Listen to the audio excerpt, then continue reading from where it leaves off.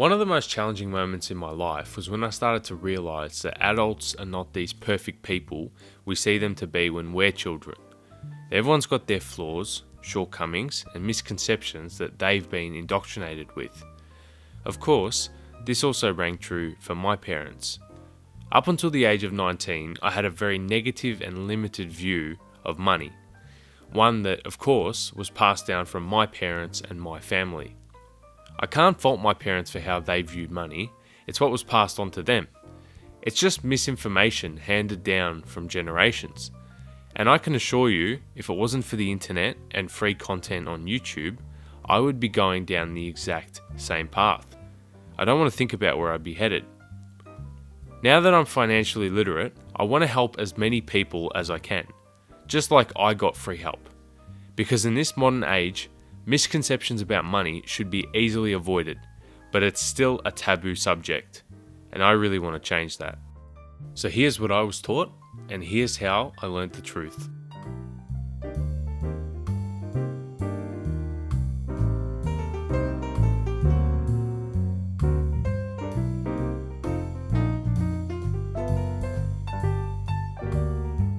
Alright, first, maybe the most common piece of advice we all hear: save your money.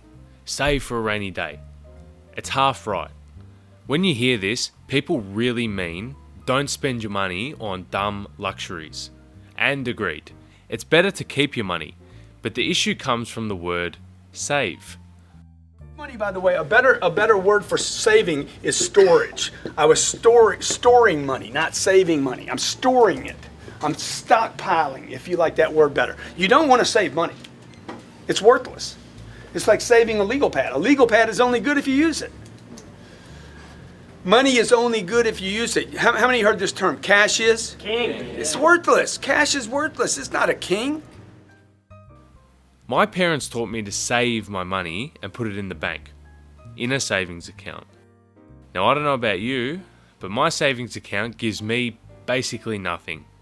The interest rates are below 1%. So your money is growing at 1% a year. This is the part people don't remember. Inflation. You know how prices of things go up over time? That's around 2 to 3% a year. So you're actually losing money year after year. It's a losing game. It might sound silly, but my mind was blown when I realized this. Saving money in the bank, what I've been told to do my whole life, is literally a losing formula right now. I love how Grant Cardone says storage. I actually named my bank account that in my app. It's a reminder that the money I'm saving or putting aside is only temporarily there before I use it to make me money. So you're probably asking, where the hell do I keep my money then, if not in the bank? Under my mattress? Well, no, that's 0%. You need to invest it and buy assets that beat inflation to actually grow your wealth. In my family, investing was equal to gambling, synonymous with putting it all on red at the casino. There's definitely risky investments, but I personally have a low risk tolerance. So when I heard about index funds, my whole world changed. This fact alone changed my mind on investing. Over any 20-year period in history, the S&P 500 has not lost an investor money. So even if you bought at a peak and sold at an absolute low, within a 20-year time frame, you would have still made money. I understood my risk tolerance and figured out that for me, investing is not a race. It needs to be a lifetime endeavor that I maintain with diligence. I won't explain index fund investing in this video. I'll have a video out soon about it. But if you were like me, that fact should break down the idea that investing is just gambling. If you're still not convinced, once I learned about investing, I put $5,000 into my first fund, right before the coronavirus pandemic crashed the international stock market. My hard-earned $5,000 lost 40% straight away. But I believed in my research and my mission so clearly that I stayed with it.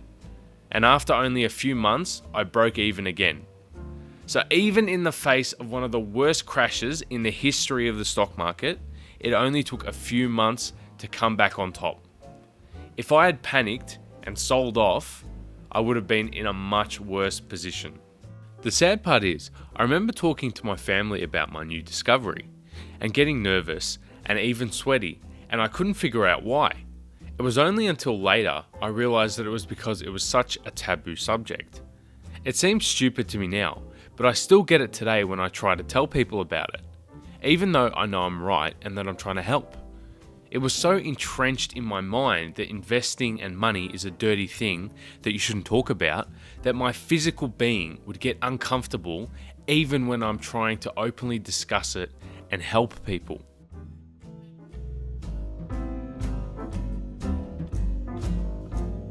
My other misconception about investing was that only the rich do it, because they have leftover money to do it.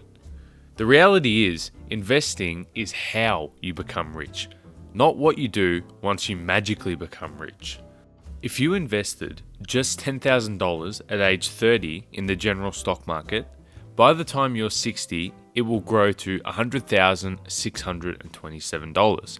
No extra work required.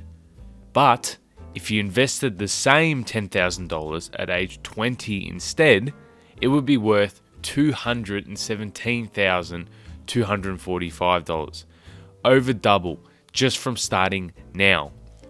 Einstein called compound interest the eighth wonder of the world. Starting now is much more important than starting with more money later on. I'm reminded of an old proverb. The best time to plant a tree was 20 years ago. The second best time is now. A lot of people think that they'll have all this extra money later in life and that's when they'll start investing. But the reality couldn't be more different. Things won't change unless you make the change happen. And today is the best opportunity. Otherwise, you're going to be regretting you didn't start 20 years ago.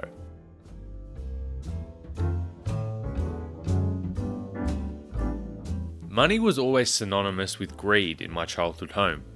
Maybe it wasn't explicitly stated that way, but it was drummed into my head that people who were well off were penny pinchers or lucky, and that was something to despise. I remember that term a lot, well off. It just referred to anyone who had a house paid off and was doing okay. I always remember my mum telling me that the well off should spend their money and enjoy their lives. It makes me wonder what they thought their end game was. I guess they assumed that they would slowly work to pay off their own house, earnestly and own it one day themselves, and that would be enough for them to be comfortable. But my parents didn't really get anywhere with that. They would just keep redrawing week after week. No one ever told them to simply spend less than they made and to live below their means. Did they do it for me? Sure, but at what cost to themselves? I don't want to sound ungrateful, but it could have been done in a better way for everyone. I remember the term working class as well. It was always said like it was something to be proud of. And don't get me wrong, there's nothing wrong with that. And I am proud to be middle/working class. But I don't want to stay working class. I want to ascend. I want to build something that lives beyond me. And I want enough money that I can do whatever I damn well choose. Not to be a slave to the 9 to 5 for my entire life, never paying off my house. Getting deeper and deeper in debt until I end up broke at retirement. What I had to learn myself was that money is not greed. It shouldn't be a dirty word. We shouldn't accept being working class or middle class. Wanting heaps of money and a better life isn't greedy. It's a powerful fuel that should drive us.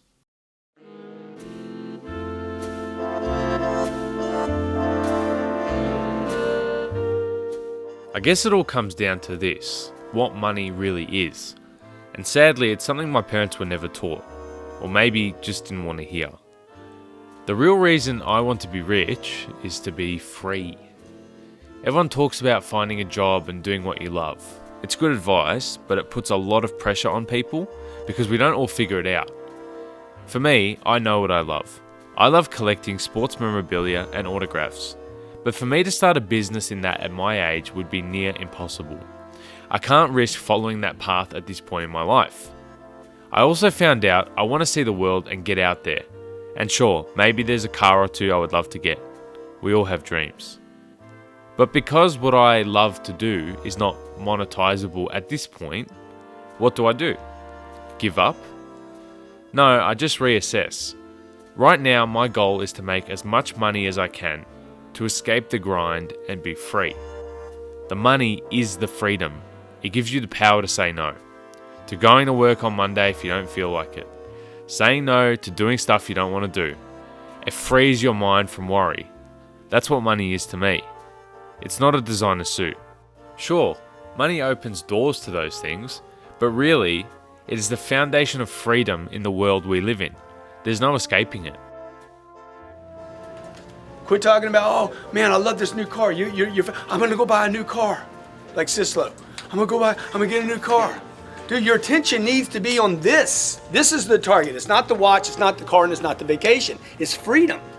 67% of wealthy people surveyed said they weren't going for wealth, for cars and boats and trips. They were going for the freedom of worry, to not be concerned about money every day. I want to be concerned about my kids. I want to be concerned about, what we do when we have time together. I want to be concerned about how happy I am in my marriage. I don't want to be worried about pieces of paper that I don't have enough of, or where it's going, or what things cost. I think about the day I'll be financially free all the time, and all that will come with it. If you're like me, the pursuit of freedom is what you're chasing. The money is just the vehicle to get you there.